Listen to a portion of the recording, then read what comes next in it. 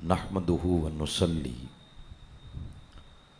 ونسلم علی رسولہ الکریم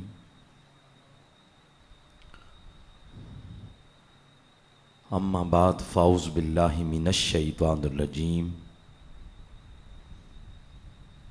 بسم اللہ الرحمن الرحیم قال اللہ تعالی فی القرآن الحکیم والتین والزیتون وطور سینین وہذا البلد الامین لقد خلقنا الانسان فی احسن تقویم صدق اللہ مولانا العظیم ان اللہ وملائکتہ یصلون علی النبی یا ایہا الذین آمنوا صلوا علیہ وسلموا تسلیما اللہم صلی علی سیدنا و مولانا محمد وعلی آلہ وصحبہ وبارک وسلم۔ مل کر سارے احباب حضور علیہ السلام کی بارگاہ میں درود پاک پیش کریں۔ الصلاۃ والسلام علیک یا سیدی یا رسول اللہ وعلی آلک و اصحابک یا سیدی یا رحمت للعالمین و خاتم النبیین و شفیع المذنبین وجد الحسن والحسین والحمد للہ رب العالمین۔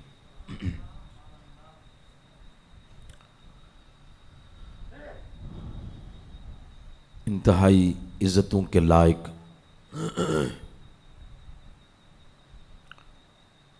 پروگرام میں تشریف فرما جملہ معزز علماء کرام، قراء حضرات، حفاظ کرام، ائمہ کرام اور ثناخان مصطفیٰ صلی اللہ علیہ وآلہ وسلم۔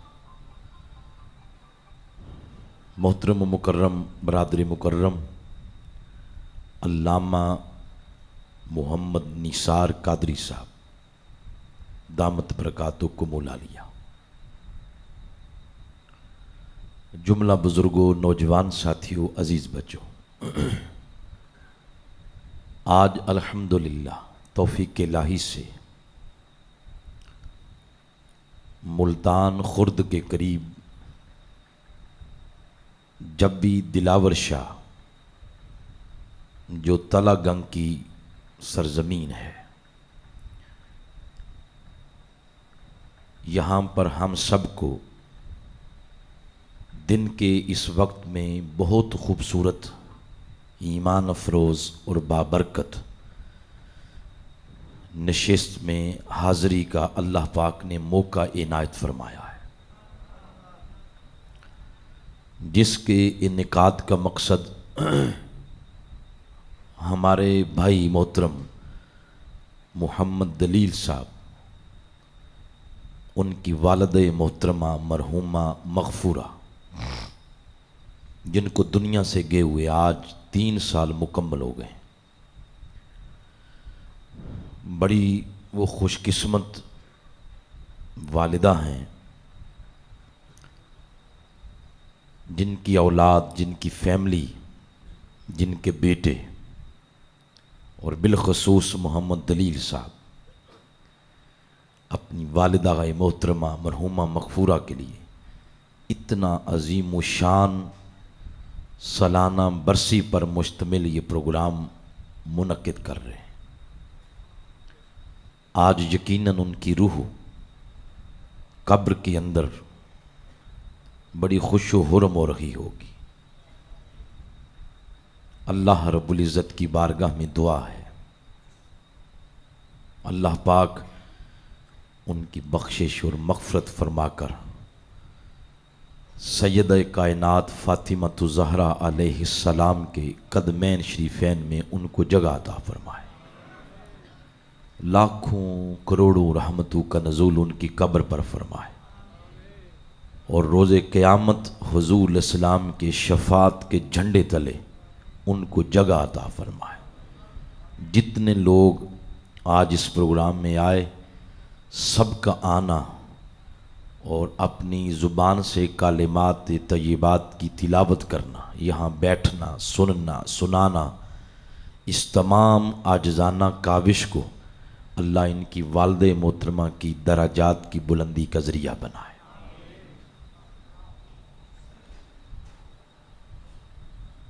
عرصہ ہو گیا ہے اسی کام میں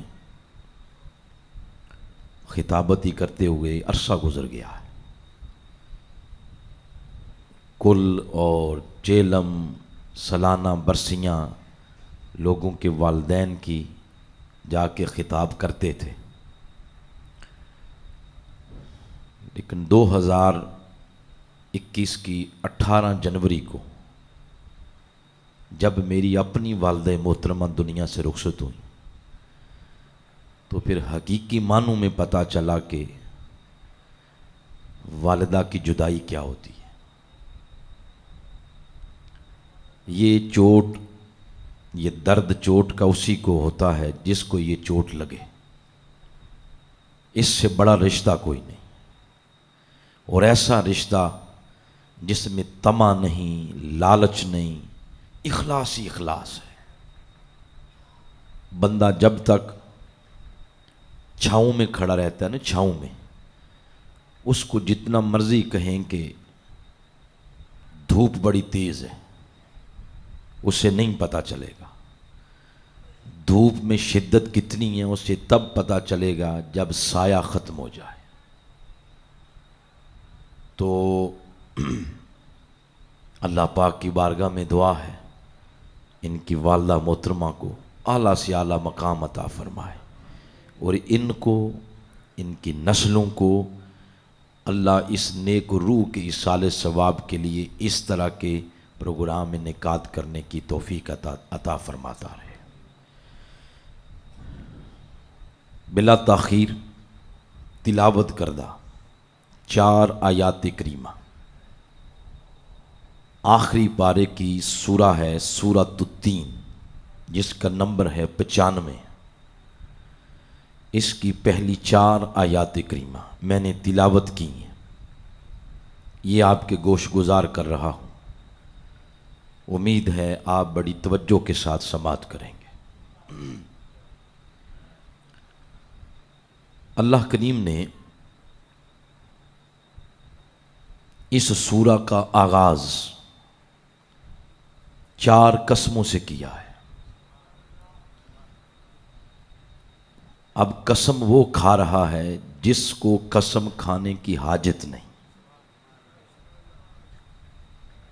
وہ اپنے کلام کے آغاز میں اس کلام کی اتھارٹی یوں بیان کرتا ہے، ذالک الکتاب لا ریب فیہ۔ یہ جو کلام ہے جس کو سننے لگے ہو یا پڑھنے لگے ہو، تو اے سننے والے اور اے پڑھنے والے، اس کلام میں رتی برابر بھی شک کی گنجائش ہی نہیں ہے۔ جب اس میں کسی قسم کے شک اور شبہ کی گنجائش نہیں، تو پھر چہ جائے اللہ اپنی بات کو 4 قسموں کے ذریعے مضبوط کرے، اس سے بات کے وزن میں اضافہ ہو جاتا ہے۔ اللہ کریم نے ایک خاص بات کرنی تھی، اس بات کے کرنے سے قبل اس نے 4 قسمیں کھائیں۔ پہلے فرمایا والتین، انجیر کی قسم، والزیتون، اور زیتون کی قسم، وطور سینی، اور سینا کے پہاڑ طور کی قسم، وہذا البلد الامین، اور اس امن والے شہر مکہ کی قسم۔ 4 قسموں کے بعد آیت نمبر 4 میں جواب قسم کے طور پر فرمایا لقد خلقنا الانسان فی احسن تقویم، کہ ہم نے انسان کو احسن تقویم تخلیق کیا ہے۔ اصل مدعا آیت نمبر 4 میں تھا، یہ بات کرنی تھی۔ اس بات کے کرنے سے قبل اس مالک نے 4 قسمیں کھائیں۔ اس آیت کریمہ کے اندر ایک لفظ استعمال ہوا ہے، احسن تقویم۔ بولیں سارے ذرا، کیا لفظ ہے؟ احسن تقویم۔ اس کا معنی میرے سامنے جو ترجمہ بھائی نے دیا ہے ادھر مسجد سے ہی قرآن پاک، یہ شاہ عبد القادر دہلوی انہوں نے یہ ترجمہ کیا ہے۔ انہوں نے اس کا ترجمہ یہ کیا ہے کہ ہم نے بنایا آدمی خوب سے خوب اندازے پر، یہ انہوں نے ترجمہ کیا ہے۔ جو ان کی بساط تھی، علمی اپروچ تھی، اس کے مطابق انہوں نے خوبصورت ترجمہ کیا ہے۔ پھر اعلیٰ حضرت مجدد دین و ملت الشاہ احمد رضا خان رحمۃ اللہ تعالی علیہ، آپ نے بھی اس کا بڑا خوبصورت ترجمہ کیا ہے۔ آپ نے جو ترجمہ کیا وہ لفظ متوازن یا اعتدال والی حیت پر ہم نے اس کو پیدا کیا۔ حضور ضیاء الامت حضرت جسٹس پیر محمد کرم شاہ رحمۃ اللہ تعالی علیہ، آپ نے بھی اسی سے ملتا جلتا ایک ترجمہ کیا ہے۔ پاکستان کے ایک اور بہت بڑے مفسر ہیں علامہ غلام رسول سیدی صاحب، پھر مولانا مودودی صاحب، انہوں نے بھی اس پر بڑی سیر حاصل گفتگو کی ہے۔ علامہ غلام رسول سیدی صاحب نے بھی اس پر بڑی سیر حاصل گفتگو کی ہے، مگر وہ جتنی بھی گفتگو ہے وہ ساری عالمانہ ہے۔ بولیں کیا ہے؟ آج ہم جس مجمع کے اندر یہ بات کر رہے ہیں تو یہ سارے عالم نہیں بیٹھے ہوئے، زندگی کے مختلف گوشوں کے ساتھ تعلق رکھنے والے لوگ ہیں۔ کوئی ذمہ دار ہیں، کوئی دکاندار ہیں، کوئی ملازمت والے ہیں، کوئی زیادہ پڑھے لکھے، کوئی توڑے پڑھے لکھے، کوئی بالکل ہی پڑھے لکھے نہیں ہیں، کوئی بچے ہیں، جوان ہیں۔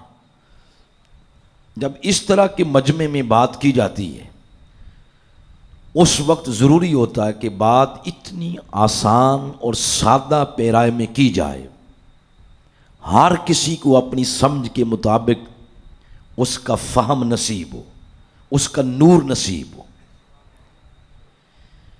لہٰذا میں اس کا ایک بڑا آسان سا معنی جو میرے قائد، میرے شیخ، میرے استاذ، میرے مربی شیخ الاسلام ڈاکٹر محمد طاہر القادری مدہ ذیل العالی، آپ کے قدموں میں بیٹھنے کی خیرات کے طور پر ملا ہے، وہ میں عرض کرنا چاہتا ہوں کہ 4 قسمیں کھا کے اللہ پاک در حقیقت بتانا یہ چاہتا ہے، لقد خلقنا الانسان فی احسن تقویم، کہ ہم نے انسان کو احسن تقویم بنایا ہے۔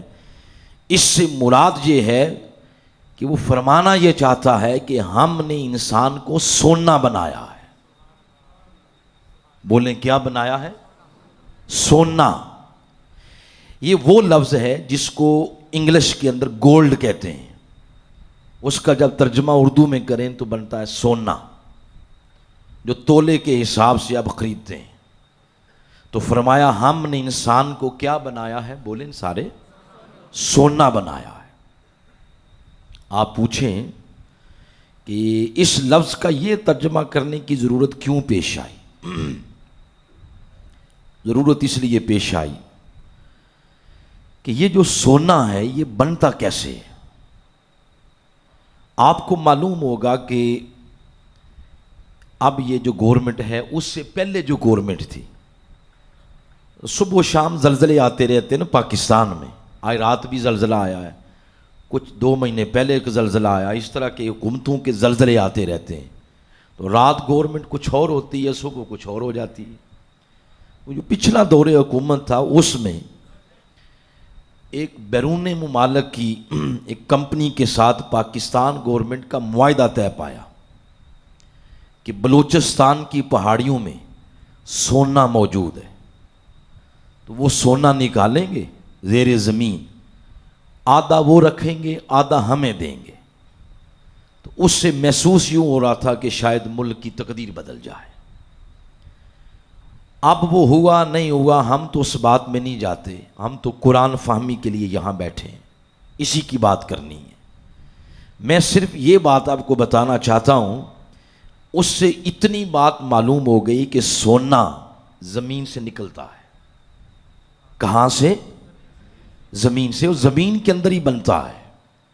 زمین کے اندر یہ بنتا کیسے ہے, اس پر ڈیٹیل سے پڑھنا چاہیں امام غزالی نے یہ باتیں لکھی. وہ فرماتے ہیں کہ یہ جو 7 زمینیں بنائی ہیں اللہ نے, اگر ان 7 زمینوں میں سے 3 زمینوں کی مٹی اور اس مٹی کے کیمیائی اجزاء آپس میں قدرتی طور پر ملیں تو پھر لوہا بنتا ہے. کیا بنتا ہے؟ لوہا. پھر فرماتے ہیں کہ اگر 4 زمینوں کی مٹی کے کیمیائی اجزاء آپس میں قدرتی طور پر ملیں تو پھر تانبا بنتا ہے. 5 زمینوں کی مٹی کے کیمیائی اجزاء اگر آپس میں قدرتی طور پر ملیں تو چاندی بنتی ہے. اور آگے لکھتے ہیں کہ کل 7 زمینوں کی مٹی کے کیمیائی اجزاء آپس میں قدرتی طور پر مل جائیں تو تب جا کے سونا بنتا ہے. اسی طرح یہ جو انسان ہے اس کی تخلیق میں بھی کوئی 1 2 3 نہیں, اللہ نے 7 زمینوں کی مٹیوں کے کیمیائی اجزاء خود استعمال کیے ہیں. یہ بات پڑھنا چاہیں, میرے جو استاذ محترم ہیں ان کے قلم سے کتاب نکلی ہے جس کا نام ہے کائنات کی تخلیق اور اس کا ارتقاء. اس کے اندر آپ نے بڑی ڈیٹیل سے لکھی ہے بات. وہ کیا؟ انسان کی تخلیق میں جو پہلی مٹی اللہ نے استعمال کی اس کا نام ہے تراب. فرمایا هو الذی خلقکم من تراب, تو تراب سے اللہ نے انسان کو بنایا ہے. دوسری مٹی انسان کی تخلیق میں جو استعمال ہوئی اس کا نام ہے تین. هو الذی خلقکم من طین. کتنی مٹیاں ہو گئیں؟ تیسری مٹی جو انسان کی تخلیق میں استعمال ہوئی اس کا نام ہے تین لازب. خود اس نے فرمایا انا خلقناہم من تین لازب, کہ تین لازب کو انسان کی تخلیق میں استعمال کیا ہے. 3 ہو گئی. چوتھی مٹی سورۃ الحجر کے اندر فرمایا جو انسان کی تخلیق میں استعمال ہوئی, فرمایا صلصال من حمأ مسنون. یہ بھی مٹی کا نام ہے, وہ استعمال ہوئی ہے. اب کتنی ہو گئیں؟ 5ویں مٹی سورہ رحمان کے اندر ہے, غالباً اس کی آیت نمبر 16 ہے. اس میں فرمایا صلصال کالفخار. یہ بھی مٹی کا نام ہے, انسان کی تخلیق میں استعمال ہوئی ہے. اور 5ویں مٹی اس کا نام ہے سولالہ, سین کے ساتھ سولالہ. اس کا جو نمبر ہے تو وہ 5واں ہے, مگر یہ کل 7 زمینوں کی مٹیوں کا کیمیائی خلاصہ ہے. 7 زمینوں کی مٹیوں کا فرمایا وہ استعمال ہوا ہے. اور آگے پھر ایک پانی کی مانند نطفہ وہ استعمال ہوا. تو اللہ پاک نے فرمایا 7 زمینوں کی مٹیاں اور ایک پانی کی مانند نطفہ استعمال کر کے سورہ اعراف میں فرمایا خلقت بیدی، کل 7 زمینوں کی مٹیاں ان کا کیمیائی خلاصہ استعمال کر کے ہم نے اپنے دستے قدرت سے جس کو سونا بنایا ہے وہ حضرت انسان کا وجود ہے. اس کو سونا بنا کے دنیا میں بیچ دیا ہے. یہ کوئی اتنی حقیر مخلوق نہیں ہے جس کا دل کرے انسان کی عزت کی پگڑی اچھالتا رہے. یہ ایسے راہ چلتی مخلوق نہیں ہے جس کا دل کرے اس کو قتل کر دے، جس کا دل کرے اس کی غیبت کرتا رہے. یہ اللہ کا بنایا ہوا شہکار ہے، یہ اللہ کا بنایا ہوا، اس لیے اس نے فرمایا انسان میرا راز ہے. یہ اتنی حقیر مخلوق نہیں کہ چمٹی کی طرح اس کو مسل دیا جائے. اللہ نے اس کو سونا بنایا ہے اور سونا بنا کے دنیا میں بھیجا ہے. آج کیونکہ بھائی محمد دلیل ان کی والدہ محترمہ کا سالانہ ختم ہے، اس ختم کی مناسبت سے آج کی میری گفتگو کا تعلق کیا ہے وہ بات سننے والی ہے. اس نے بنا کے بھیجا ہے سونا اور پیغام یہ دیا، یہ بات سننے والی ہے. پیغام یہ دیا کہ بندے تجھے بنا کے بھیجا ہے سونا. اب دنیا میں کوئی رہے گا 10 سال، کوئی 20 سال، کوئی 25، کوئی 35، کوئی 50، کوئی 60، کوئی 70، کوئی 80، کوئی 100. حد کر لیں تو 100 ہی ہے نا. 100 تک بھی آج کوئی نہیں کوئی جا رہا. 60-70 سال تک پہنچے تو واپس چلے جاتے ہیں. چلے کہ 100 بھی کر لیں. وہ فرمانا یہ چاہتا ہے کہ بندے تجھے بنا کے بھیجا ہے سونا، لہذا اس بات کو گلے میں تعویذ بنا کے ڈال لو کہ اگر 80 سال بعد بھی میں نے واپس بلا لیا تو تجھے بنا کے بھیجا ہے سونا. تو اگر 80 سال بعد بھی میں نے واپس بلایا تو جس طرح سونا بنا کے بھیجا تھا میں نے اسی طرح سونا واپس لینا ہے. میری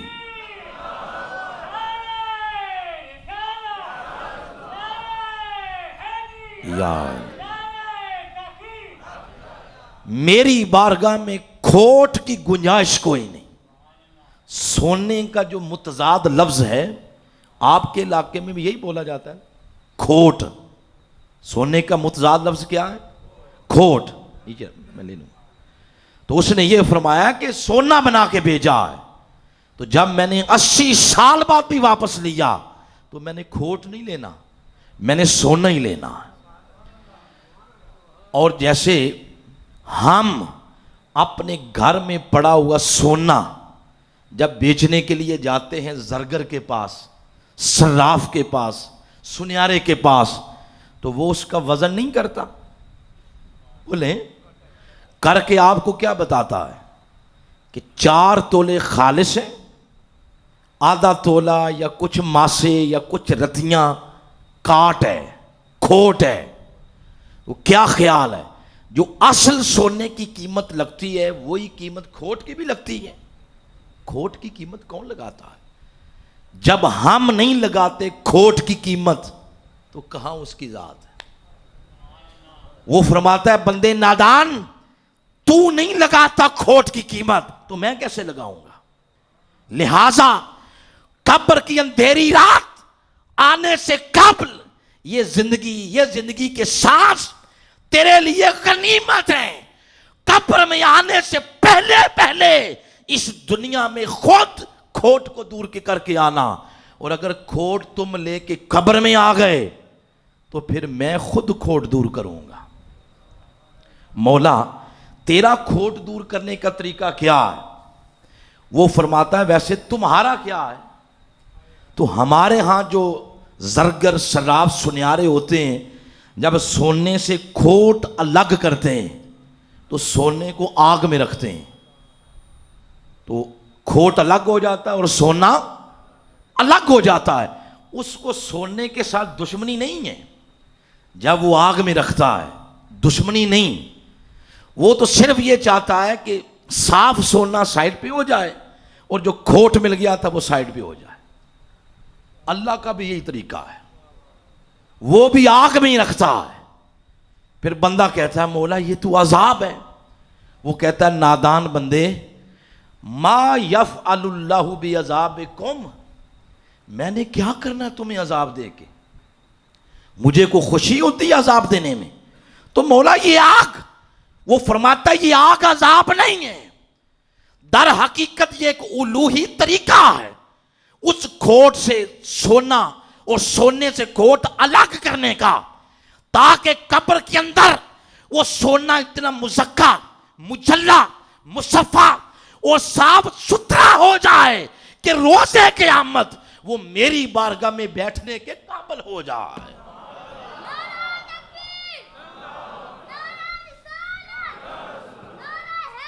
فرمایا اگر یہ تم سمجھتے ہو کہ وہ عذاب ہے اور برداشت نہیں کر سکو گے تو تمہارے کسی نے ہاتھ نہیں باندھے اس دنیا میں. قبر میں آنے سے پہلے خود دور کر لو کھوٹ.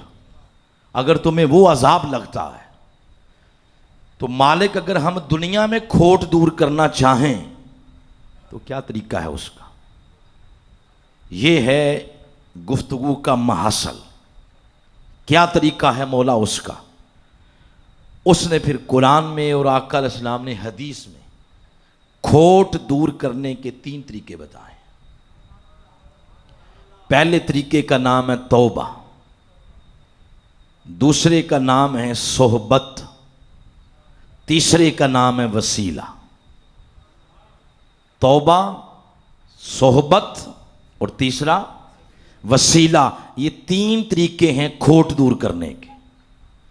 یہ جو 3 طریقے ہیں اس میں بندے کی مرضی نہیں, آپشن نہیں ہے کہ دل کرے تو یہ لے لیں, دل کرے یہ لے لیں, دل کرے تو یہ لے لیں. اس میں مرضی یا آپشن والی بات نہیں ہے کہ جس پہ دل کریں وہ لے لیں, نہ. اس کے اندر حفظ مراتب ہیں. حفظ مراتب کا معنی یہ ہے کہ آپ نے اگر چھت کے اوپر جانا ہے تو سیڑھیوں سے ہی جائیں گے نا آپ. تو جو سیڑھیاں ہوتی ہیں اگر 10 سیڑھیاں ہیں تو کیا خیال ہے دل کرے تو آخری سیڑھی پر قدم رکھ لیں؟ ہوتا ہے ایسے؟ آپ رکھیں تو صحیح, آپ گر جائیں گے, یہ نقصان کر بیٹھیں گے. طریقہ یہ ہوتا ہے کہ پہلے سیڑھی پھر دوسری, 1 بائی 1 آپ اوپر جاتے ہیں.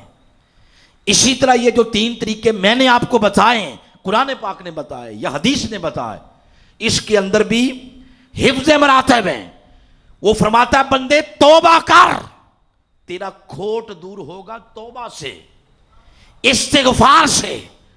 اور اگر کوئی بندہ 50 سال توبہ کرتا رہا لیکن کھوٹ دور نہیں ہوا, گناہ معاف نہیں ہوئے, اس کا مطلب یہ ہوگا کہ بندے تیری توبہ کے اندر اتنی جان ہی نہیں, تیری توبہ کے اندر اتنی قوت ہی نہیں, طاقت ہی نہیں کہ تیرا کھوٹ دور کر سکے.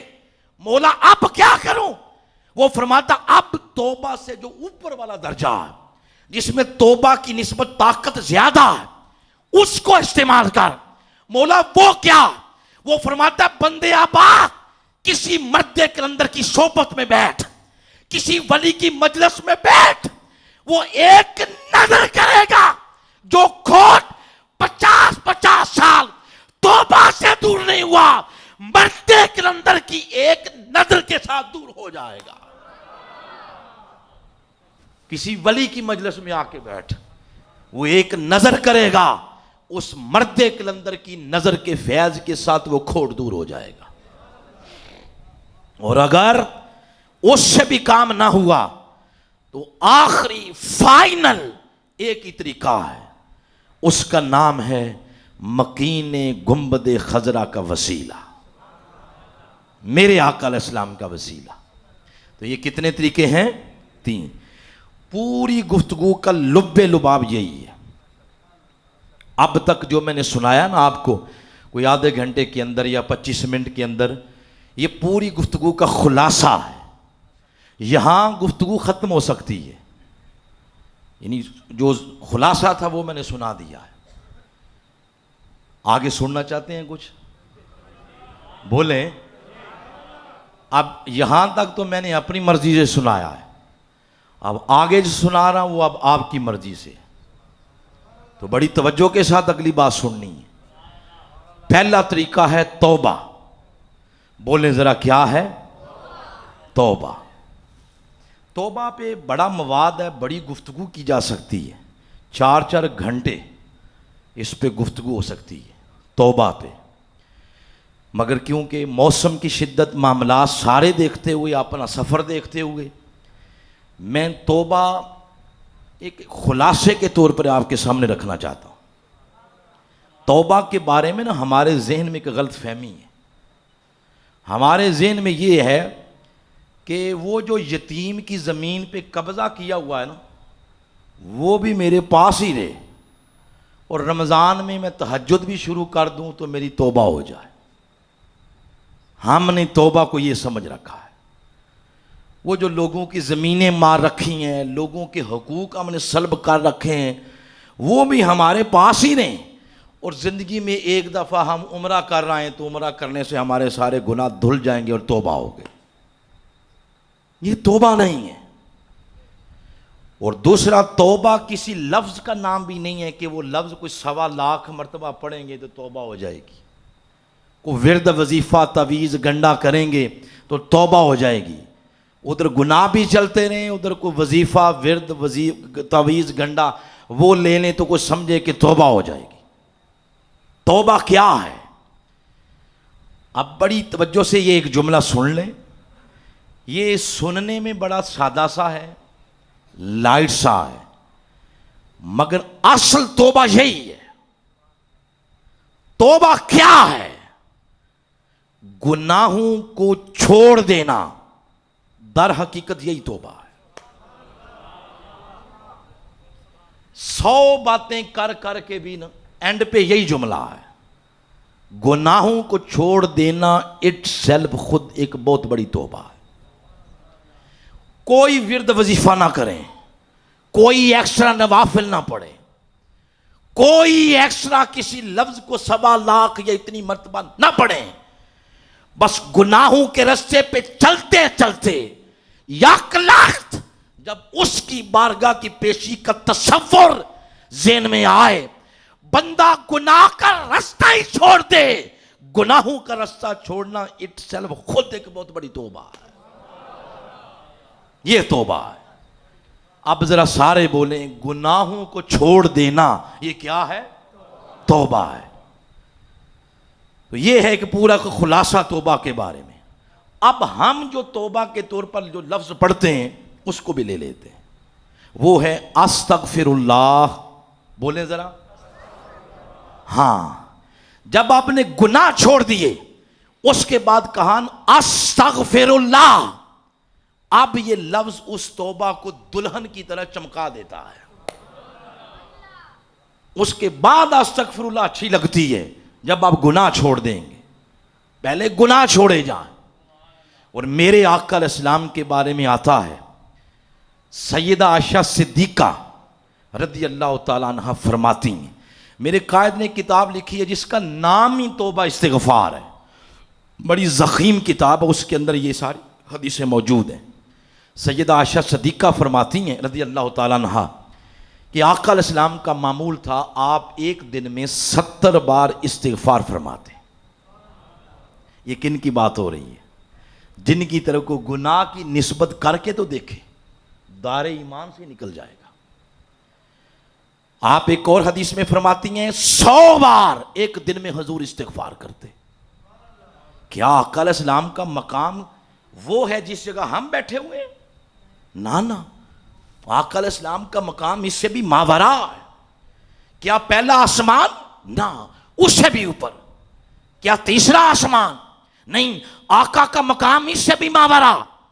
7واں آسمان نیچے، سدرۃ المنتہا نیچے، دنا نیچے، تدلا نیچے، کانا کعبہ کا حسین نیچے، او ادنا کی اگوش کبرا پہ بٹھا کے رب حسن کے سارے پردے ہٹا کے بلا حجاب جہاں مصطفیٰ کو اپنی زیارت کرواتا ہے، مصطفیٰ کا مقام وہ مقام ہے۔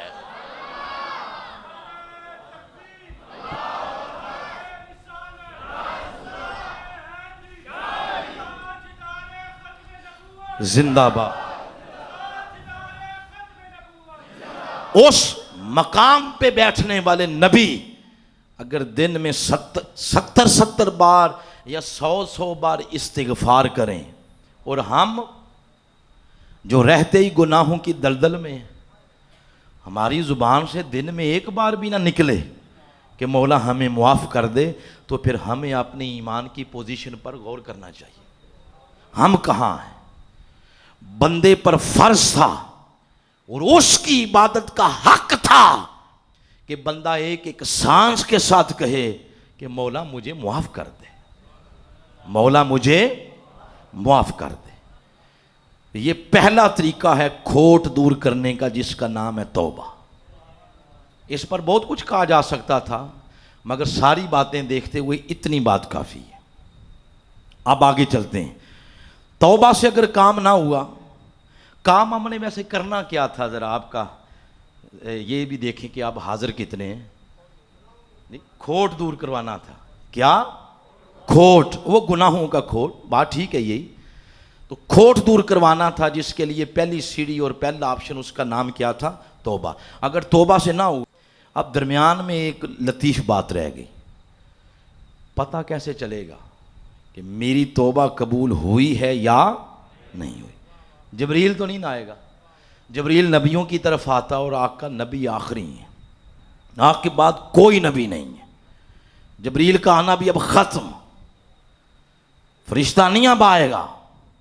ہاں، آقا علیہ السلام کے بعد وحی کا دروازہ تو بند ہو گیا ہے، مگر مبشرات کا دروازہ اللہ نے کھول دیا ہے۔ مبشرات کہتے ہیں نیک خوابیں، نیک خواب۔ تو خواب کے ذریعے بندے کو بتایا جائے گا کہ تیری توبہ قبول ہوئی ہے یا نہیں ہوئی۔ یہ امام غزالی نے لکھی ہے کیمیائے سعادت کے اندر۔ اگر بندے کی توبہ ہو گئی قبول تو خواب آئیں گے اس طرح کے، بندہ خواب میں دیکھے گا صاف ستھرا نیلا آسمان، یا خواب میں دیکھے گا باغات، ہریالی، صاف نیلا پانی، یا گلاب کا پھول، یا خوبصورت درخت، یا مسجدیں، یا ماں باپ کا چہرہ، یا قرآن پڑھتا ہوا اپنے آپ کو یا کسی کو پڑھتا ہوا، نمازیں پڑھتا ہوا، نیک کام کرتا ہوا، یا اس کو کسی ولی کی زیارت ہو گئی، یا اپنے مرشد کی، یا سرکار غوث پاک کی، یا صحابہ میں سے کسی کی، یا اہل بیت میں سے کسی کی، یا کوئی مقدر والا ہوا تو گنبد خضرا کی زیارت، یا آقا کی زیارت۔ اگر خواب اس طرح کا کوئی آیا تو مطلب یہ ہوگا کہ توبہ قبول ہو گئی ہے، اب اس کے بعد اس کی حفاظت کرنا۔ اور اگر بندہ توبہ بھی کرے اور خواب میں دیکھے اندھیرے، خون، قتل و غارت، کیچڑ، زلزلے، آندیاں، طوفان، بد صورتیں، کتے، بلیاں، اس طرح کے وہ اگر دیکھتا ہے خواب کے مناظر جس سے ڈر جاتا بندہ، اس کا مطلب ہوگا کہ بندے تیری توبہ کے اندر اتنی پاور ہی نہیں، تیری توبہ میں اتنی طاقت ہی نہیں کہ تیرا کھوٹ دور کروا سکے۔ ہمارے ہاں جب کوئی بندہ خواب میں ڈر جاتا ہے تو ہم آگے پیچھے دوڑتے ہیں، تعویذ لیتے ہیں اور یہ کرواؤ، فال نکلوا اور کتابیں نکلوا، خواب میں ڈر گئے ہیں۔ یہ تو سمپل سادی بات تھی۔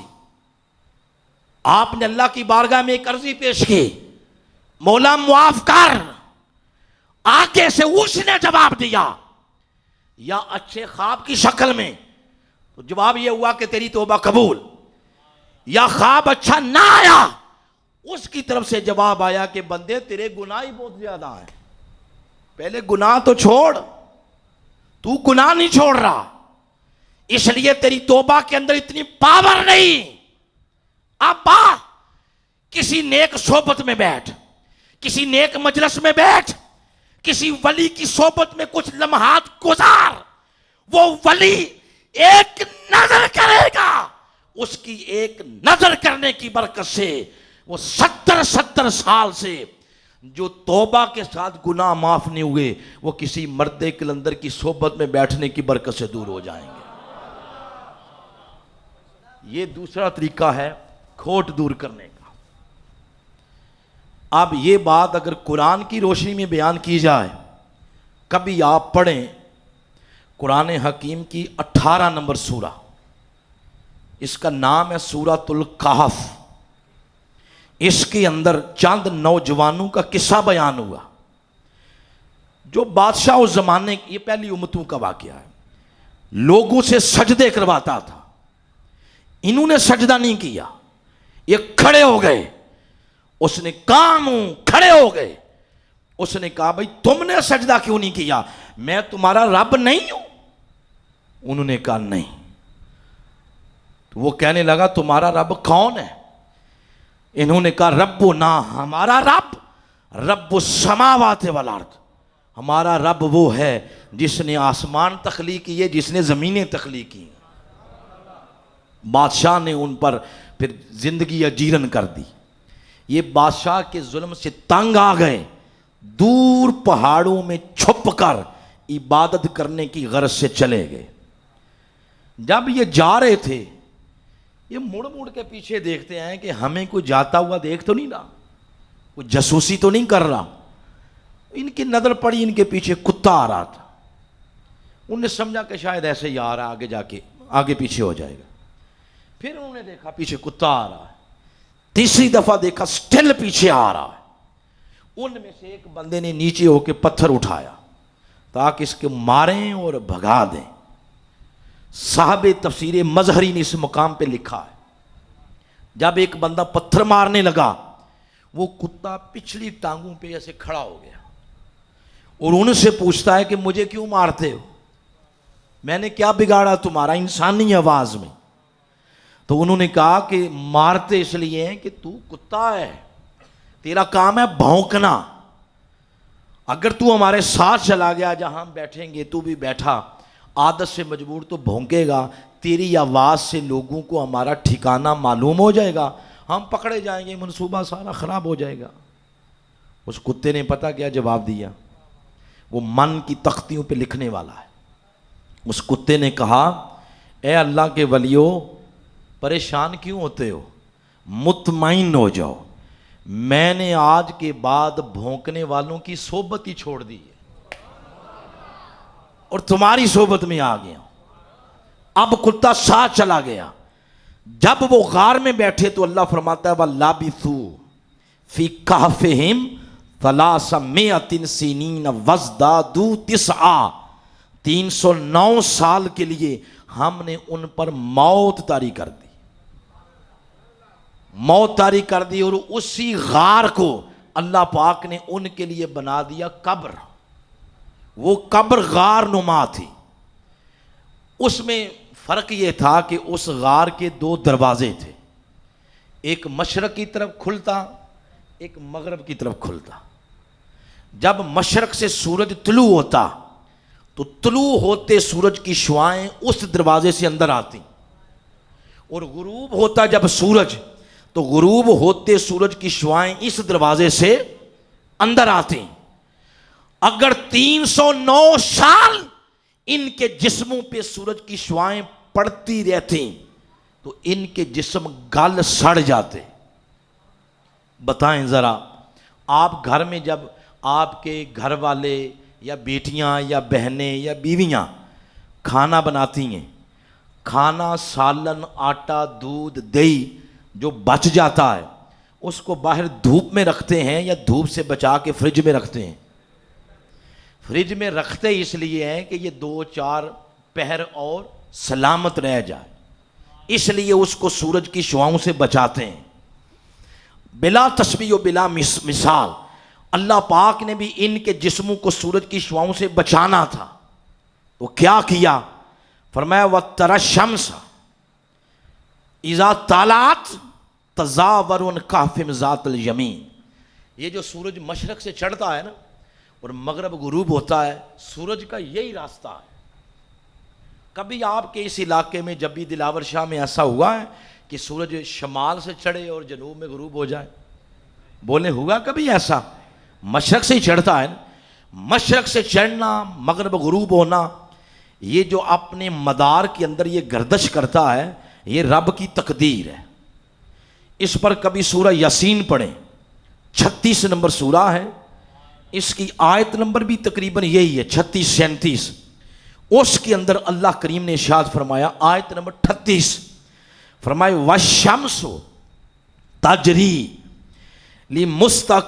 لِمُسْتَقَرٍّ لَہَا ذَلِکَ تقدیر العزیز عزیز العلیم. فرمایا یہ جو سورج مشرق سے چڑھتا ہے اور مغرب غروب ہوتا ہے، اپنے مدار میں گردش کرتا ہے، یہ رب کی تقدیر ہے. رب کی کیا ہے؟ تقدیر. قربان جائیں، یہ رب کی ہے تقدیر. لیکن جب اس کے اپنے ولیوں کا معاملہ آیا، 309 سال کے لیے اپنی رب نے اپنی تقدیر کو ہی بدل دیا ہے. کیسے بدلا؟ فرمایا وَتَرَى الشَّمْسَ اِذَا طَلَعَتْ تَزَاوَرُ کَافِمْ ذَاتَ الْیَمِین. جب سورج چڑھتا، ہم نے کہا چڑھتے سورج ان کے غار کے دروازے سے تھوڑا سا دائیں جانب مڑ کے چڑھ. وَإِذَا غَرَبَتْ، اور جب تو نے غروب ہونا ہے، تاکرے تم ذات الشمال، ان کے غار کے دروازے سے تھوڑا سا بائیں جانب مڑ کے غروب ہو، تاکہ کہیں تیری روشنی کے ساتھ ان کی نیند کے اندر خلل نہ آ جائے. قربان جائیں، یہ جو ہم کہتے رہتے ہیں نا ایسے ہی، وہ یہ جو ولیوں کے مزار ہیں یہ ایسے ہی ہے، یہ شرک کے اڈے ہیں، استغفر اللہ، اور یہ ہے اور وہ ہے، ایسے باتیں کرتے ہیں، ہمیں یہ نظر آتے ہیں. اور خدا کیا کہتا؟ خدا کہتا ہے ایسی باتیں خبردار اپنی زبان پہ لاؤ.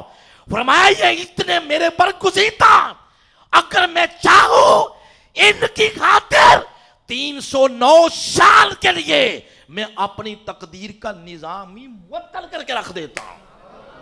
ان ولیوں کی خاطر تو اپنا نظام ہی بدل دیتا ہوں.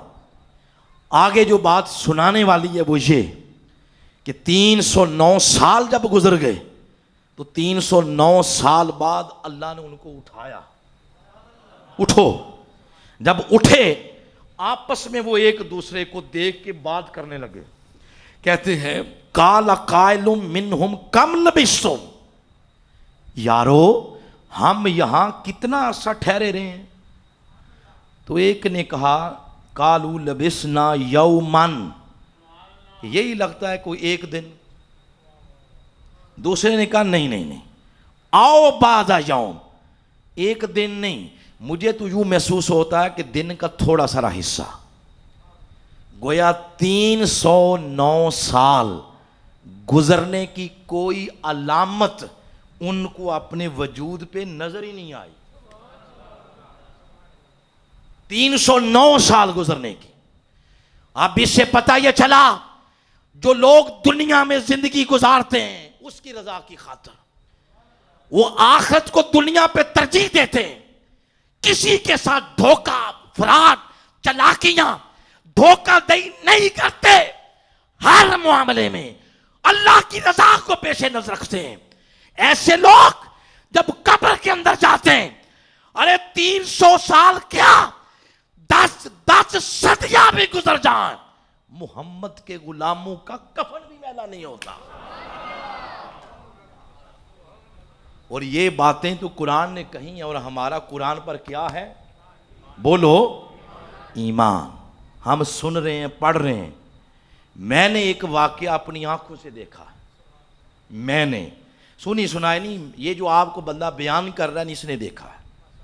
مظفر آباد آزاد کشمیر کا کیپیٹل ہے، اور میرا علاقہ بھی کیونکہ کشمیر ہے. تو مظفر آباد میں دروس قرآن ہوتے ہیں میرے. کرونا سے پہلے 2018 کی بات ہے. Muzaffarabad DHQ district headquarter hospital جو ہوتا ہے، اس کے گیٹ کے سامنے سائیں جمعہ سرکار ان کا مزار ہے دریا کے کنارے پہ. اور آپ کی دریا تو اکثر سوکھے ہوتے ہیں، تو ہمارے دریا بہتے ہیں 12 مہینے. وہ مسلسل پانی ان کے مزار کو ٹچ کرتا رہا، آدھا مزار ان کا گر گیا. یہ 2018 کی بات ہے. 117 سال ہو گئے ان کو دنیا سے گئے ہوئے. 1 صدی اور 17 سال. پھر ریسکیو کیا گیا، ان کے جسم کو نکالا گیا. محکمہ اوقاف کے سارے علماء نے ان کی زیارت کی. میں اس دن کے بعد جب پہنچا، انہوں نے امانتاً تابوت شیشے کے اندر ان کے جسم کو رکھا، اور پھر مزار کی تعمیر شروع کی. گورنمنٹ نے گرانٹ منظور کی اور مزار تعمیر. ہمیں جب پتہ چلا کہ ہم ان کی پھر زیارت کے لیے گئے، جب شیشے کے تابوت میں دیکھا، خدا کی قسم دودھ سے بھی زیادہ ان کا جو سفید کفن تھا ان کا. 117 سال گزر گئے، کفن بھی میلا نہیں ہوا. اس لیے کسی عاشق نے کہا زمین میلی نہیں ہوتی، زمن میلا نہیں ہوتا، محمد کے غلاموں کا کفن میلا نہیں ہوتا. اب جو بات اصل سنانی تھی وہ اب آ رہی ہے. آیت نمبر 22 اسی سورہ کی الکہف کی. پھر اللہ پاک نے یہ سارا قصہ بیان کرنے کے بعد خود فرمایا جب یہ قرآن کے اندر آ گیا ہے اور تم پڑھا کرو گے، پڑھ کے آپس میں بحث کیا کرو گے، کچھ کہا کریں گے سَيَقُولُونَ ثَلَاثَةٌ کہ غار والے 3 تھے. میں کہوں گا نہیں، تمہیں وہ 3 تو نظر آ گئے ہیں، رابعہم کلبہم، چوتھا ان کا کتا نظر نہیں آیا. کچھ کہیں گے وَيَقُولُونَ خَمْسَةٌ غار والے 5 تھے. میں کہوں گا نہیں، سادسہم کلبہم، اور بابا چھٹا ان کا کتا بھی ہے، اس کو بھی گنو نا. کچھ کہیں گے یقولون 7 غار والے 7 تھے. میں کہوں گا تمہیں وہ 7 نظر آتے ہیں، سامنہم کلبہم 8واں کتا نظر کیوں نہیں آتا؟ ارے 3 مقام پر رب نے اپنے ولیوں کی گنتی کی. کیا کی؟ اگر ولیوں کو کہا 3، رب نے خود چوتھا کتے کو کہہ دیا 4. ولیوں کو کہا 5، رب نے خود کتے کو کہہ دیا 6. ولیوں کو کہا 7، کتے کا نمبر لگایا 8واں. 3 مقام پہ رب نے ولیوں کی گنتی کی. مثلا بھائی دلیل صاحب ہیں، یہ کھڑے ہو کے یا ان کی انتظامیہ کو کوئی بندہ دروازے میں کھڑے ہو کے بندے گنے کہ بعد میں کھانا کھلانا ہے، بندے کتنے ہیں؟ تو کوئی ان کو یہ کہے کہ 200-250 بندہ مسجد میں بیٹھا ہوا ہے اور گلی میں کوئی 2-4 کتے بھی بیٹھے ہوئے ہیں. تو جس بندے کے سامنے وہ بندہ بات کرے گا نا، وہ کہے گا جاؤ اپنے دماغ کا علاج کرواؤ، بندوں کا پوچھا ہے. جب بندوں کی گنتی کی جاتی ہے تو اس میں کتے کو شمار نہیں کیا جاتا. ہم نہیں ایسا کرتے، رب نے کر دیا ہے، رب نے کر دیا ہے. مولا کیوں؟ فرمایا سمپل سادی بات ہے، سمپل سادی. یہ جو کتے کو میں نے شمار کیا، یہ اس وجہ سے نہیں کہ اس کتے کی کوئی نسل یہ تھی، اس نسل کا تھا. یہ فیصلہ صرف اس صحبت کی وجہ سے کیا ہے جس صحبت کے اندر کتا جم کے بیٹھ گیا تھا. ارے کتا نرا نجس، اگر موضوع کے مطابق بات لیں تو کتا نرا کھوٹ. اگر نرا کھوٹ وہ سونے والوں کی مجلس میں آ جائے تو جو کرم کے دروازے سونے والوں پہ کھلتے ہیں وہی کرم کے دروازے اللہ کھوٹ میں بھی کھول دیتا ہے. صحبت بدل جائے تو مقام بدل جاتا ہے. یہ تو دنیا. کبھی آپ سورہ زخرف پڑھیں، 43 نمبر سورہ قرآن کی، اس کی آیت نمبر ہے 67. اس کے اندر اللہ نے قیامت کی بات کی ہے. فرمایا وہ قیامت کا دن جب اللہ خلاء یومئذ بعضهم لبعض عدو الا المتقین، سب رشتے ٹوٹ جائیں گے، کوئی رشتہ کام نہیں آئے گا سوائے متقین کے. اور متقین کو اللہ فرمائے گا یا عباد، اے میرے بندو، لا خوف علیکم اليوم ولا انتم تحزنون. یہ باتیں کرے گا اللہ پاک. اور پھر آگے باتیں آیت نمبر 66 میں فرمایا میں اپنے بندوں سے کہوں گا ادخلوا الجنہ انتم، اے میرے بندو یہ جنتوں کے دروازے تمہارے لیے کھولے ہیں، داخل ہو جاؤ اس میں. یہ فرما کے آگے اللہ فرمائے گا وَأَزْوَاجُكُمْ، اور اپنے ازواج کو بھی جنت میں لے جاؤ. میرے سامنے جو ترجمہ پڑا ہوا ہے یہ شاہ عبد القادر صاحب دہلوی ان کا ہے. اب ذرا پہلے ان کا سن لیں. انہوں نے ترجمہ کیا ہے اے میرے بندو چلے جاؤ بہشت میں تم بھی اور تمہاری عورتیں بھی. یہ انہوں نے ترجمہ کیا ہے. ازواج کا معنی بیویاں ہے. ازواج کا معنی کیا ہے؟ یہ زوجہ کی جمع ہے تو اس کا معنی بیویاں. یہ تم بھی چلے جاؤ تمہاری بیویاں بھی چلی جائیں. ٹھیک ہے، یہ بھی ترجمہ ٹھیک ہے. میاں بیوی کا رشتہ یہ جنتی رشتہ ہے. یہ جنت سے آیا ہے اور جنت ہی جائے گا. مگر جو میرے استاذ ہیں شیخ الاسلام ڈاکٹر محمد طاہر القادری مدظ العالی، آپ نے اس مقام پر ازواج کا معنی بیویاں نہیں کیا. آپ نے ازواج کا معنی کیا ہے جوڑا. جوڑ کیا معنی کیا بولے؟ جوڑ یا جوڑا. دلیل کیا ہے؟ دلیل سورہ یاسین. اس کے اندر اللہ پاک نے فرمایا آیت نمبر 36 کے اندر فرمایا سبحان الذی خالق الازواج کلھا. اللہ نے دنیا میں ہر شے کو جوڑا جوڑا بنایا ہے. تو ازواج کا معنی کیا ہوا؟ جوڑا. اگر سورہ یاسین کی اس آیت کا امپلیمنٹ اس آیت پہ کریں اب معنی یہ ہوگا اے میرے بندو تم جنت میں داخل ہو جاؤ.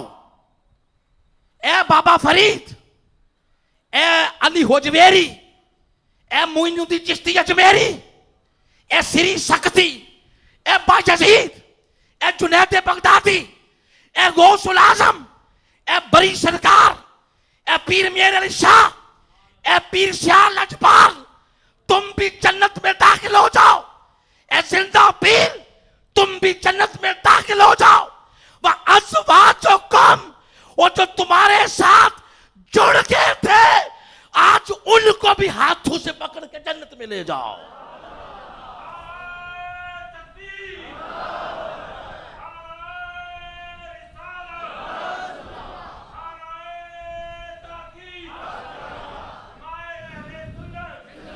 وہ فرمائے گئے میرے بندو جو تمہاری سنگت اور صحبت میں بیٹھ گئے، تمہارے ساتھ جڑ گئے، تمہارے دستے تمہارے ہاتھ میں ہاتھ دے کے انہیں بیٹھ کے اپنی روحانی دنیا انہیں تمہارے سپرد کر دی.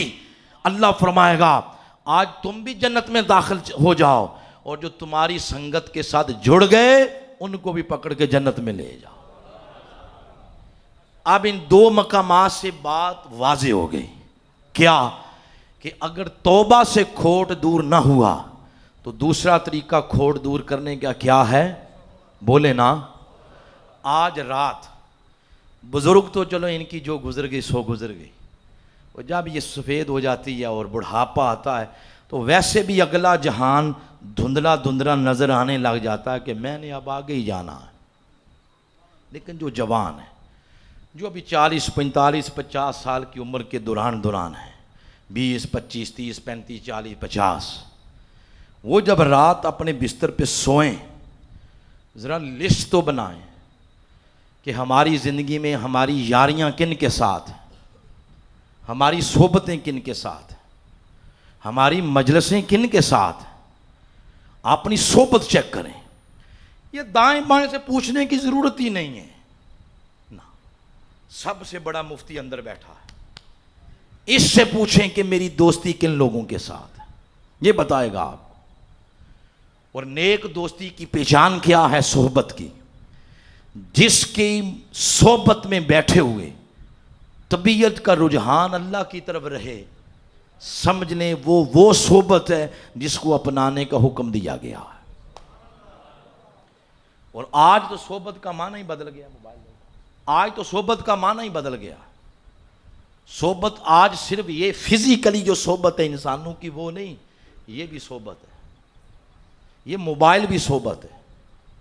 اس پہ جو شے آپ دیکھیں گے، آپ یوٹیوب پہ گندی گندی ویڈیو دیکھتے ہیں، آپ ان کی صحبت میں چلے گئے.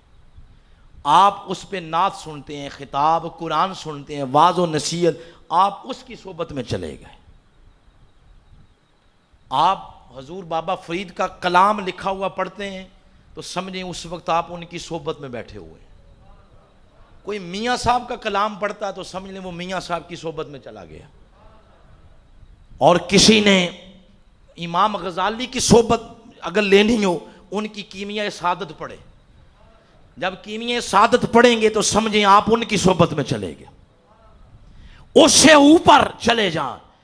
کوئی امام اعظم کی صحبت میں بیٹھنا چاہتا، ان کی لکھی ہوئی کتاب پڑھے. جب تک ان کی کتاب پڑھتے رہیں گے آپ امام اعظم کی صحبت میں ہیں. ارے اگر کوئی شخص آقا کی صحبت میں بیٹھنا چاہتا وہ حضور کی حدیث پڑھا کرے. جب تک آپ میرے آقا کی باتیں کرتے رہیں گے، آقا کی حدیث پڑھتے رہیں گے، سمجھ لیں آپ حضور کی صحبت میں بیٹھ گئے. اور جو شخص دنیا پہ رہتے ہوئے اس اللہ کی صحبت میں بیٹھنا چاہتا ہے وہ قرآن پڑھا کرے. جب آپ قرآن پڑھتے ہیں خدا کی قسم آپ اس وقت اللہ کی صحبت میں بیٹھے ہوتے ہیں. آپ سورہ یاسین پڑھیں، سورہ فاتحہ پڑھیں، جو کلام اللہ کا آپ اس کتاب سے پڑھیں، جب تک پڑھتے رہیں گے سمجھیں آپ اپنے مالک کی صحبت میں چلے گئے. اس صحبت سے کھوٹ دور ہوتا ہے. یہ دو طریقے ہیں. اب تقریباً 1 گھنٹہ قریب ہونے کو ہے گفتگو کو. میرے خیال میں اتنی کافی ہوتی ہے بات. اب آخری بات کرتے ہیں، گفتگو کو پھر ختم کرتے ہیں. تو یہ 2 طریقے ہو گئے کھوٹ دور کرنے کے. بولیں پہلے کا نام توبہ، دوسرے طریقے کا نام صحبت. آخری فائنل طریقہ وہ یہ کہ اگر صحبت سے بھی کام نہ ہوا تو فائنل طریقہ صرف مکین گنبد خضرا کا وسیلہ ہے، میرے آقا کا وسیلہ. اب خوش ہو جائیں، جب آقا کا ذکر ہو تو جھوم جایا کریں، پتہ چلے کہ حضور کے غلام حضور کا ذکر سن رہے ہیں.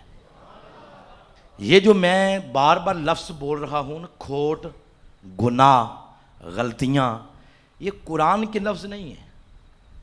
قرآن کے لفظ یہ ہیں.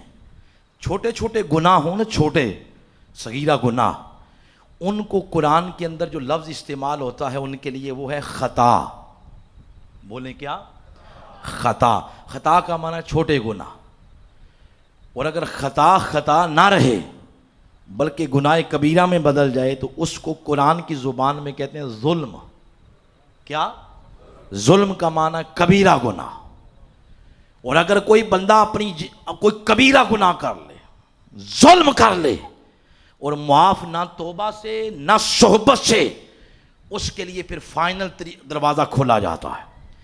اللہ فرماتا ہے وَلَوْ أَنَّهُمْ إِذْ ظَلَمُوا أَنفُسَهُمْ، اپنی جانوں پہ تم نے اتنا ظلم کر لیا کہ توبہ سے بھی تمہارا یہ گناہ معاف نہیں ہوا، صحبت سے بھی معاف نہیں ہوا، تو اپنی جانوں پہ ظلم کرنے والوں اِذْ ظَلَمُوا أَنفُسَهُمْ جاؤوکا، اب آ جاؤ میرے حبیب کے پاس، میرے محبوب کے پاس آؤ.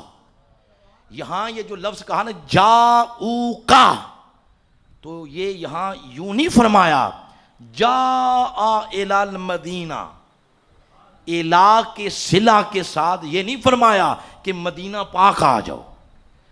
اگر وہ ویسے مدینہ پاک کی شرط لگائی دیتا تو تگڑے بندے تو گناہوں کی معافی کے لیے چلے جاتے، ماڑے لوگ کیا کرتے؟ وہ تو ویسے بھی ماڑوں پہ ان کے کرم کے دروازے زیادہ کھلتے ہیں. ان غریبوں کی خاطر، ماڑوں کی خاطر الہ کا صلہ بھی نکال دیا.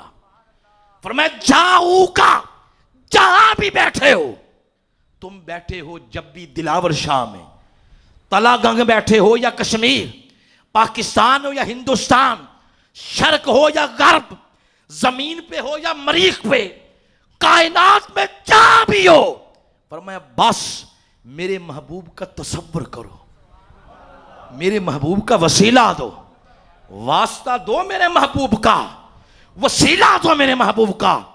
تو مولا کیا تیرے محبوب کا وسیلہ دینے سے کام ہو جاتا ہے؟ وہ فرماتا ہے نہیں، اتنا بھی کام آسان نہیں جتنا تم نے سمجھ لیا ہے۔ تو مولا کیا ہوگا؟ وہ فرماتا ہے ان سے بھی تو پوچھوں گا نا کہ محبوب یہ آپ کا نام لے رہا ہے، آپ اس کو جانتے ہیں؟ اور اگر آقا علیہ السلام نے فرما دیا نہیں، یقین جانے پھر آپ پہ سب دروازے بند، سب دروازے بند۔ لیکن قرآن کی سورہ الضحیٰ اس کی سیکنڈ لاسٹ آیت ہے، اس کا ترجمہ کسی شاعر نے یوں کیا، غالباً اعظم چشتی کا ہے، غالباً انہوں نے کہا ایک لفظ نہیں ہے جو آقا کی زبان پر نہیں ہے، وَأَمَّا السَّائِلَ فَلَا تَنْهَرْ، ارے اس دروازے سے آج تک کوئی منگتا کبھی حبیب کے دروازے سے خالی گیا ہی نہیں ہے۔ یہ محبوب کا دروازہ ہے، کوئی ایسے ویسے تھوڑا۔ جب ان کا وسیلہ دیا جائے گا تو روز قیامت پھر بڑے بڑے لوگ ان کا وسیلہ دیں گے، بڑے بڑے لوگ، آدم سے لے کر ہم تک جتنی امتیں گزر گئیں، تو ان کے وہ لوگ جن کے ہاتھوں میں جہنم کا پرمٹ دے دیا، جہنم کا سرٹیفکیٹ ہوگا، پروانہ، وہ سارے اکٹھے ہو کے جائیں گے آدم علیہ السلام کے پاس، اور ایک دوسرے کو دیکھیں گے، ہم جیسے بھی اس میں ہوں گے، اور کہیں گے وہ تم بھی اس میں شامل ہو، بڑی بڑی تقریریں کرتے تھے تم بھی، آج تم بھی جہنم جا رہے ہو، یعنی عمل جو کوئی نہیں ہمارے پاس۔ تو پھر فیصلہ ہوگا کہ چلتے ہیں آج آدم علیہ السلام کے پاس، ان کے پاس جائیں گے، آدم علیہ السلام انہیں کہیں گے کہ بھائی اذهبوا الی غیری، کسی اور دروازے پہ جاؤ، جیسے پنجابی میں کہتے ہیں نقد بڑے شوق سے اور ادھار اگلے شوق سے۔ پھر وہ نوح علیہ السلام کے پاس، وہ بھی یہی کہیں اذهبوا الی غیری، کرتے کرتے جب عیسیٰ علیہ السلام تک پہنچیں گے نا، وہ انہیں روک لیں گے، وہ کہیں گے کہ یہ تمہیں ہو کیا گیا ہے، پسینہ بڑا آیا ہوا ہے، پورے دن کی سٹوری سنا دیں گے وہ سارے، اس دروازے پہ بھی گئے، دروازہ بند، یہ بھی بند، یہ بھی بند، یہ بھی بند۔ تو عیسیٰ علیہ السلام انہیں کہیں گے تم نے دنیا میں کو نہیں سنا تھا، وہ بابا یہ قیامت ہے، یہ تمہارا پاکستان نہیں ہے، یہ قیامت ہے، آج سب دروازے بند، سب مارکیٹیں بند۔ تو وہ عرض کریں گے عیسیٰ علیہ السلام سے کہ کوئی پھر بھی کوئی ایسا دروازہ جڑا آج بھی کھلیا ہوئے؟ تو وہ فرمائیں گے ہاں ایک دروازہ ایسا ہے جو آج بھی کھلا ہے۔ کون سا؟ وہ کہیں گے آج قیامت ہے، سب دروازے بند، سب مارکیٹیں بند، سب بازار بند، آج ایک ہی بازار کھلا، ایک ہی دروازہ۔ وہ کون سا ہے؟ وہ کہیں گے آج صرف بازار مدینہ کھلا ہوا ہے۔ اب جب آئیں گے آقا علیہ السلام کے پاس، آقا نہیں فرمائیں گے اذهبوا الی غیری، نا، آقا فرمائیں گے انا لہا، انا لہا، ہاں اب درست آئے ہو، آج کے دن کے لیے انتخاب قدرت نے ہمارا ہی کیا ہوا ہے، اب درست آئے ہو۔ جب حضور علیہ السلام کے در دولت پہ آئیں گے، آپ پھر سجدے میں اللہ کی بارگاہ میں سجدے میں گر جائیں گے، اللہ فرمائے گا ارفع راسک، اے محبوب اپنا سر تو اٹھائیے، اپنا مکھڑا تو دکھائیے۔ اور پتہ نہیں احمد علی حاکم نے یہ لکھا ہے، ان کا پتہ نہیں یہ شعر ہے کہ محبوب مکھ دکھلائیے، سر اٹھائیے، مکھ دکھلائیے، مکھ دکھلائی کی ویل میں اپنی امت بخشوائیے۔ محبوب سر تو اٹھائیں، سر تو تھا، آپ جو آج مانگیں گے آپ کو دیا جائے گا۔ آقا عرض کریں گے مولا میری امت، میری امت۔ اللہ فرمائے گا محبوب ما ترید بے امتک، آپ کیا چاہتے ہیں، کیا کروں آپ کی امت کے ساتھ؟ تو آگے سے آقا عرض کریں گے مولا تو دیکھ نہیں رہا کس طرح پریشان ہے، آج میری مان جانے دے مولا، انہیں معاف کر دے۔ آئے ہائے، میں نے تو آقا کی ادب کی خاطر یہ جملہ آرام سے بولا ہے، تو سبحان اللہ ذرا آپ زور سے کہیں۔ آپ پھر سنیں، آقا فرمائیں گے مولا میری مان، یہ میرے امتی نیت کے ماڑے نہیں تھے، یعنی عقیدے کے ماڑے نہیں تھے، بس عمل میں تھوڑے پیچھے رہ گئے، اور تو نہیں تو مجھے شفاعت کا اختیار دیا ہوا نا مولا، آج میں وہ اختیار استعمال کرتا ہوں، میری مان ان کو معاف کر دے۔ آگے پتا کیا فرمایا؟ قرآن کے لفظ سنیں، فرمایا لَوَجَدُ اللَّهَ تَوَّابًا رَحِيمًا، تم صرف معافی ڈھونڈتے تھے نا، وہ فرمائے گا جاؤ توابا، آج تمہیں معاف بھی کیا، رحیمہ، اور اپنی رحمت کی چادر میں تمہیں چھپا بھی لیا ہے۔ مولا ایک نہیں دو دو چیزیں، وہ فرمائے گا تیرا نہیں، تیرے سائیاں دا منہ، وہ محبوب نے تیری سفارش کی ہے، اب کیا ہوگا؟ اگلی بات بڑی پیاری ہے سننے والی، یہ جو میں نے اب بات سنائی ہے نا، یہ بخاری کی ہے، اب جو سنا رہا ہوں یہ مسند امام احمد بن حنبل کی ہے، مسند کی، انہوں نے یہ حدیث کا آگے جو ٹکڑا اس کتاب سے سنا رہا ہوں۔ جب آقا شفاعت کروا دیں گے پھر اعلان ہو جائے گا، عام اعلان، چلو چلو جنت چلو، بولو کیا اعلان ہوگا؟ چلو چلو، سب چلتے جائیں گے، حتیٰ کہ ایک موقع ایسا آئے گا جہنم کا دروغہ عرض کرے گا حضور پیچھے کچھ بھی نہیں رہا، سب چلے گئے ہیں، اب پھر میرے آقا اللہ کی بارگاہ میں سجدے شکر کریں گے، کر کے پھر حضور جائیں گے جنت۔ لیکن جب جنت کے دروازے پہ جائیں گے تو جو لوگ اپنے عمل کی بنا پہ گئے تھے وہ بھی، اور جو حضور کی شفاعت کی وجہ سے گئے، حضور کے وسیلے کی وجہ سے وہ بھی، سارے جنت کے دروازے پہ کھڑے ہیں۔ تو آقا پوچھیں گے تم بڑی دیر سے وہاں سے آ گئے ہو، گئے کیوں نہیں اندر؟ تو کوئی کہے گا حضور دروازہ کھلے تو اندر جائیں نا، دروازہ نہیں کھلا ہوا۔ حضور فرمائیں گے دستک نہیں تم نے دی؟ وہ کہیں گے حضور بتیری دی مگر نہیں کھلا۔ پھر حضور فرمائیں گے آپ ذرا پیچھے ہٹو، دستک پھر ہم دیتے ہیں۔ اب میرے آقا دیں گے دستک، جب آقا دستک دیں گے نا، آگے سے آواز آئے گی من، بھائی کون ہے جنت کے دروازے پہ دستک دینے والا؟ آقا عرض کریں گے آنا محمد، میں محمد ہوں صلی اللہ علیہ وسلم، خدا کی قسم۔ جب آقا کا نام سنا جائے گا تو آقا فرماتے ہیں تفتح لی ابواب الجنہ، جنت کے دروازے میرے لیے کھول دیے جائیں گے۔ اور آقا فرماتے ہیں جب میں جنت میں قدم رکھوں گا، خدا کی قسم جنت میں جب قدم رکھوں گا، یستقبلونی الجبار تعالی، جنت میں قدم رکھنے کی دیر ہوگی کہ میرا رب میرے سامنے کھڑا ہوگا۔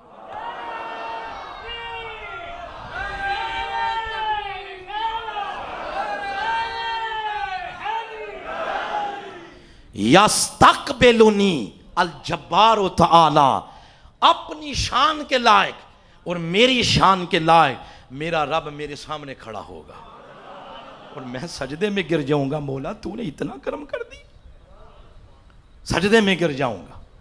بات بتانے کا یہ مقصد ہے، آخری اور فائنل طریقہ وہ حضور علیہ السلام کا وسیلہ ہے، اس لیے اعلیٰ حضرت فرماتے ہیں آج لے ان کی پناہ، آج مدد مانگ ان سے، کل نہ مانیں گے قیامت کو گر تو مان گیا۔ آج آقا کی بخشش کی چادر میں آ جاؤ، آقا کی اتباع میں آ جاؤ۔ اے لوگو، جب بھی دلاور شاہ میں سننے والو، اپنی زندگیوں میں رول ماڈل سیاستدانوں کو نہ بناؤ، رول ماڈل حسین کے نانا کو بناؤ۔ ہمارا ماٹو، ہمارے آئیڈیل وہ مکین گنبد خضرا ہونا چاہیے۔ سیاست اتنی کریں جتنا آٹے میں نمک ہوتا ہے، ساری زندگیاں سیاست کی نظر کر کے اپنی قبر تباہ نہ کرو. اور ہماری سیاست تو ہے ہی نرا گند، غلاظت. اس بہاؤ میں نہ بہو، اپنا مطمع نظر قبر رکھو. کوئی پتہ نہیں اگلا لمحہ کسی نے سانس لینا ہے یا نہیں لینا. ہر لمحہ اس کی یادوں میں رہا کرو، آقا کی نظروں میں رہا کرو، آقا کی اتباع، آقا کا عشق. یہ زندگی کا وہ سرمایہ ہے جس نے اندھیری رات کی قبر کے اندر روشنی کرنی ہے. لہذا اس کے اندر اضافہ کرتے چلے جاؤ. اپنے گھر، اپنے بچے، اپنی بیویاں، ان کو آقا کا عاشق بناؤ. اس لیے حضور نے فرمایا ادبوا اولادکم علی ثلاث خصال، اپنی اولادوں کو 3 چیزوں کی گھٹی دو. حب نبیکم، اپنے نبی کی محبت، و اہل بیت ہی، اور میری آل کی محبت، و قراءۃ القرآن، قراءۃ القرآن، اور قرآن کی قراءت کی محبت. یہ ان کی گھٹی میں دو. پھر دیکھیں دنیا صبرتی کیسے اور آخرت کیسے صبرتی ہے. یہ 3 طریقے ہیں کھوٹ دور کرنے کے. دہرا لیں ذرا دوبارہ. پہلا توبہ، دوسرا صحبت، تیسرا یعنی آقا علیہ السلام کا وسیلہ. یہ اصول ہے. بولیں کیا ہے؟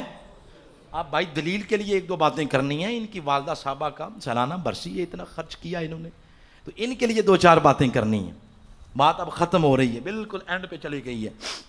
یہ تو ہے اصول جس کو کہتے ہیں مسلمہ اصول. لیکن جہاں مسلمہ اصول ہوتے ہیں وہاں کچھ استثنائی صورتیں بھی ہوتی ہیں. مسلمہ اصول یہی ہے کہ بینک میں درخواست دیں، پیسے جمع کرائیں، قرآن اندازی ہوگی، آپ کا حج کا قرآ نکل آئے گا. یہ اصول ہے. مگر عین حج سے 2-3 دن قبل گورنمنٹ کا ایک خاص کوٹا ہوتا ہے. اس کوٹے کے تحت خاص لوگ پھر وہ حج پہ لے جاتے ہیں، بیوروکریٹس یا اس طرح کے خدمت گزار وغیرہ یا ڈاکٹر وغیرہ ہو گئے. ان کا اس اصول کے اندر درخواست نہیں جاتی، وہ استثنائی اصول ہوتا ہے. اب ذرا استثنائی اصول بتا رہا ہوں بخشش کا. وہ ہیں بے شمار، بے شمار. کبھی آقا فرما رہے ہیں کسی پیاسی بلی کو کسی نے پانی پلا دیا، اللہ تب بھی معاف کر دے گا. وہ بخشنے پہ آئے تو یوں کر دیتا ہے. کسی نے کتے کو پانی پلا دیا تو نے کہا جاؤ تمہارے گناہ معاف کر. کسی نے رستے سے کانٹا ہٹا دیا، فرمایا فرشتوں بخش دو اس کو. کسی نے اپنی بیوی کے منہ میں محبت سے لقمہ ڈال دیا، میرے آقا فرماتے ہیں یہی ادا اللہ کو پسند آئی، فرمایا معاف کر دو. یہ استثنائی صورتیں. کبھی آقا فرما رہے ہیں کسی نے اپنی 2 بیٹیوں کی پرورش کی، پالا پوسا، اچھی تربیت کی، شادیاں کی، فرمایا روز قیامت وہ اور میں اس طرح کٹھے ہوں گے جس طرح میرے ہاتھ کی 2 انگلیاں. کبھی فرمایا جس نے یتیم کے سر پہ دست شفقت رکھا اللہ اس کو معاف کر دے. یہ ساری استثنائی صورتیں ہیں. ان میں سے ایک ہے ماں اور باپ کی خدمت. ماں اور باپ کی. با یزید بستامی رضی اللہ تعالیٰ عنہ، یہ 2 بھائی تھے. تو ایک بھائی رات کو نوافل پڑھتا، دوسرا ماں کی خدمت کرتا. دوسرے دن نوافل والا ماں کی خدمت پہ آ جاتا اور ماں کی خدمت والا وہ نوافل پہ آ جاتا. آپس میں باریاں تھیں. ایک دن وہ جو نوافل پڑھ رہا تھا اس کے نفل پورے نہ ہوئے. اس نے دوسرے دن کہا بھائی سے کہ میں چاہتا ہوں آج بھی میں اپنے نفل پورے کر لوں، تم آج ذرا اماں کی دوبارہ خدمت کر لو، میں پھر 2 دن آگے کر لوں گا. وہ پھر نفل پڑھنے لگا اور با یزید اماں کی خدمت پہ آ گئے. رات کے کسی پیر میں ماں نے مانگا پانی. یہ پانی لینے گئے. جب آئے تو ماں سو چکی تھی. پھر مناسب نہ سمجھا ماں کو جگانا، بس وہ پیالہ لے کے کھڑے رہے. بڑی دیر گزر کی تو ماں کی جب آنکھیں کھلیں تو اس نے جب دیکھا تو اس نے دیکھا اس کی آنکھیں بتا رہی ہیں کہ یہ رات دیر سے جاگتا رہا. اس وقت پھر ماں کے لب ہل گئے. با یزید کہتے ہیں مجھے کوئی نہیں پتا کیا ماں نے کہا، مگر بوڑھی ماں کے کمزور لب ہلنے کی دیر تھی، اللہ نے معرفت کے سب دروازے میرے سینے پہ کھول دیے. ولایت کی بلندیوں پہ فائز کر دیا. ارے جو بندہ ہواؤں میں اڑتا پھرے لیکن ماں اور باپ ناراض ہو اس کا ہواؤں میں اڑنا بھی قبول نہیں ہوگا. کہنے اور سننے کو یہی ملتا ہے کہ کسی کا بیٹا وزیر اعظم بن جائے تو کہتے ہیں بڑی ترقی کر لی, کسی کا بیٹا صدر بن جائے کہتے ہیں بڑی ترقی ہو گئی, کسی کا بیٹا ڈالر کما لے کہتے ہیں بڑی ترقی کر لی, کسی کا بیٹا مربے خرید لے کہتے ہیں بڑی ترقی ہو گئی. مگر خدا لگتی بات یہ ہے, صدارت, وزارت, ڈالر, روپیے, مربے, یہ ساری چیزیں مل کر بھی بوڑھی ماں کے کمزور لبوں سے نکلنے والی دعا کا بدل نہیں بن سکتی. اور ضروری نہیں ماں کا تعلق کسی سیاسی پارٹی سے ہو, یہ بھی ضروری نہیں کہ ماں برکلے اور آکسفورڈ کی پڑھی ہوئی ہو, یہ بھی ضروری نہیں کہ ماں سوسائٹی کے اندر کسی قد کاٹ سیاسی اہمیت کی حامل ہو. نہ ماں ماں ہے. جیسے گلاب کا پھول ہے نا, اس کو انگلش میں کہتے ہیں روز, عربی میں کہتے ہیں وردہ, اور ہم اپنی زبان میں کہتے ہیں گلاب کا پھول. تو مختلف زبانوں میں جا کے اس کا نام بدل گیا. تو کیا خیال ہے نام بدلنے سے کوئی خوشبو میں بھی فرق آتا ہے؟ بولیں نہیں. اسی طرح ماں اگر وقت کے نبی کی ہو, ماں وقت کے بادشاہ کی ہو, یا ماں کسی دھیاڑی لگانے والے مزدور کی ہو, ہر ایک کے لیے ماں کا وجود لائق احترام ہوتا ہے. خدا کی قسم, جب ماں ہاتھ اٹھاتی ہے, اوپلے تھاپتی ہیں, جب ماں اوپلے سمجھتے ہیں, گویا جس کو آپ کہتے ہیں گوبر جانوروں کا, اس کا جو وہ اوپلے تھاپتی ہے, اس وقت اس کے ہاتھ گوبر سے آلودہ ہوتے ہیں. تو اگر نماز کا ٹائم ہو جائے تو ہاتھ دھو کے آتی ہے نماز پڑھنے کے لیے. لیکن اوپلے تھاپ رہی ہو نا, اس کے کانوں میں آ کر کوئی یہ کہہ دے کہ تیرا دلیل بیمار ہو گیا ہے, تیرا جمیل بیمار ہو گیا ہے, تیرا بیٹا بیمار ہو گیا ہے, اس وقت اسے ہاتھ دھونے کا دھیان ہی نہیں رہتا. وہ بے شک تھا, اس کی زبان سے نکلتا مولا میرے بیٹے کا خیال رکھنا. رب بھی آگے سے نہیں کہتا کہ تو نے ہاتھ دھو کے دعا نہیں کی, بس اس کی مامتا کو تکتا ہے. اس کے لب ہلنے کی دیر ہے, رب اس کی اولاد کی مبرم تقدیر کو بھی بدل کے رکھ دیتا ہے. ارے ماں کے سر کا دوپٹہ جس کو پسینہ آئے تو گھن آتی ہے, بندوں کو بو آتی ہے, تکنے میں وہ گندا دوپٹہ ہے, اگر وہ گندا آنچل اپنے بیٹے کے سر پہ رکھ دے وہ گندا دوپٹہ نہیں ہوتا, اور رب کی رحمتوں کے بادلوں کا سایہ ہوتا. کوئی شخص سمندر کی تہ تک تو جا سکتا ہے, مگر ماں کو اولاد سے کتنا پیار ہے, اس پیار کے سمندر تک پہنچنا ناممکن ہے. یہی وجہ ہے وہ رنگزیب عالمگیر اپنی ماں کو دفنا کے جب گھر آیا تو تخت پہ بیٹھا, اتنا جملہ کہہ کے نیچے اتر آیا, کہتا لوگوں ماں نہیں رہی, یوں لگتا ہے جیسے پوری دنیا قبرستان بن گئی ہے. علامہ اقبال نے لکھا ہے, آسمان والے رب کا اس زمین کو سب سے خوبصورت تحفہ وہ ماں کا وجود ہے. محمد علی جوہر لکھتے ہیں کہ گلاب کا پھول اور ماں کا چہرہ میں جب تکتا ہوں تو مجھے رتی برابر فرق محسوس نہیں ہوتا کہ ماں کا چہرہ کون سا اور گلاب کا پھول کیا. اور بڑے لوگوں کی باتیں بڑی ہوتی ہیں اور آقا سے بڑا کوئی بھی نہیں. اور آقا نے فرمایا اللہ نے تو جنت بھی ماں کے قدموں میں رکھی ہوئی ہے, یہ آقا نے فرما دیا ہے. اور پھر فرمایا جن کے والدین دنیا سے چلے جائیں, فرمایا یہ نہ سمجھیں کہ جانے والوں کا پچھلوں کے ساتھ رشتہ کٹ گیا. فرمایا نہیں, جو اولاد ہر جمعہ اپنے والدین کی قبر کی زیارت کرتی ہے, صرف زیارت کرنے کی برکت سے اللہ ان کی زندگی کی خطائیں معاف کر دیتا. اور پھر اس جیسا اہتمام کرنا خوبصورت جس میں تلاوت ہو، جس میں نعت ہو، جس میں قرآن کا درس ہو، ہزار خواہ لوگ کی اپنی زندگیاں سنواریں، اس جیسا اہتمام کیا جائے تو اس کو کہتے ہیں سونے پر سہاگا۔ بس آج یہاں بات ختم کرتے ہیں۔